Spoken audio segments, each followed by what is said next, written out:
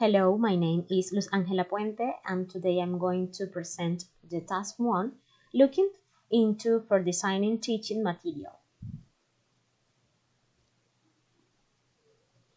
The first question is, what should English language learner material have? The role of the teaching materials can be said to be that of an instrument or tool to be used by both teachers and learners. This tool can be applied effectively more or less depending on the understanding the user has of the nature of the tool. In this case, the material must include activities or strategies to facilitate the learning of the language and should provide an experience that reflects on learning opportunities. In addition, the material must develop the linguistic skills necessary to strengthen the communicative process and thinking in a context of meaningful learning.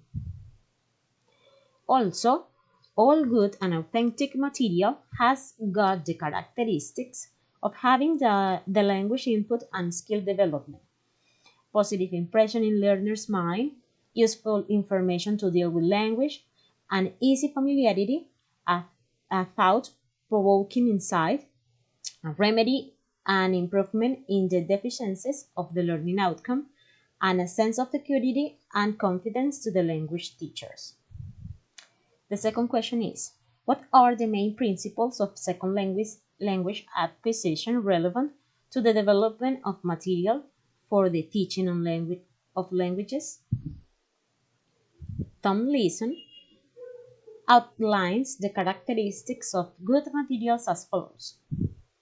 Material should achieve impact, be novelty, variety, with attractive presentation, appealing content, and finally with achievable challenges.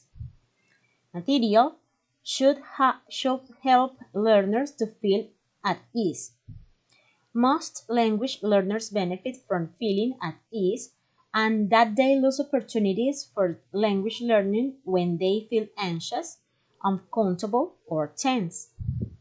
Material should help learners to develop confidence, to attempt to build confidence through activities which try to push learners slightly beyond their existing proficiency by engaging them in tasks which are stimulating with a problematic but which are achievable too. Learners should perceive learning materials as relevant and useful. Perception of relevance and utility can also be achieved by relating teaching points to interesting and challenging classrooms tasks and by presenting them in ways which could facilitate the achievement of the task outcomes desired by the learners. Materials should require the facilitate learners' self-investment. Materials can help them to achieve this by providing them with choices of focus and activity, by giving them topic control, and by engaging them in learner-centered discovery activities. Learners must be ready to acquire the being taught.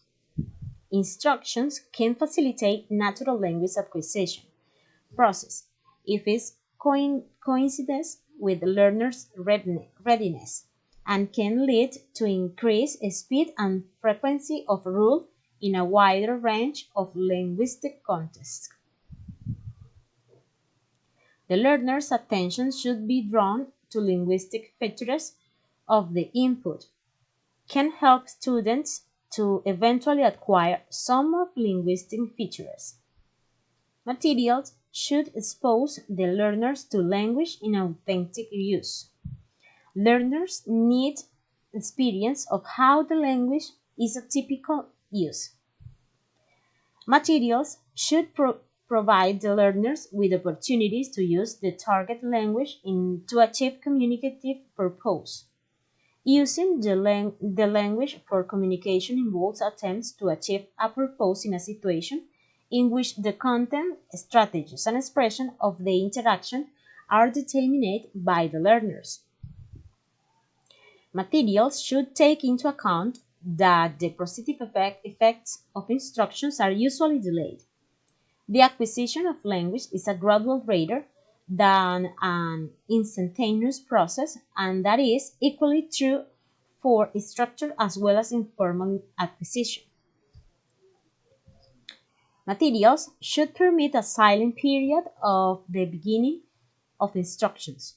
The silent period can facilitate the development of an effective internalized grammar, which can help learners to achieve proficiency when they eventually start to speak in L2. Materials should take into account that learners differ in learning styles. The activities should be variable and should ideally cater for all learning styles. Materials should take into account that learners differ in affective attitudes. Diversify language instruction as much as possible based upon the variety of cognitive styles. Materials should not rely too much on controlled practice. Most spontaneous performance is a trained but dint of practice, but he provides no evidence to support this. And finally, materials should provide opportunities for outcome feedback. Feedback if the language that the learner produces is evaluated in relation to the purpose of which it is used. That language can become a powerful and informative source of information about language use. Thanks.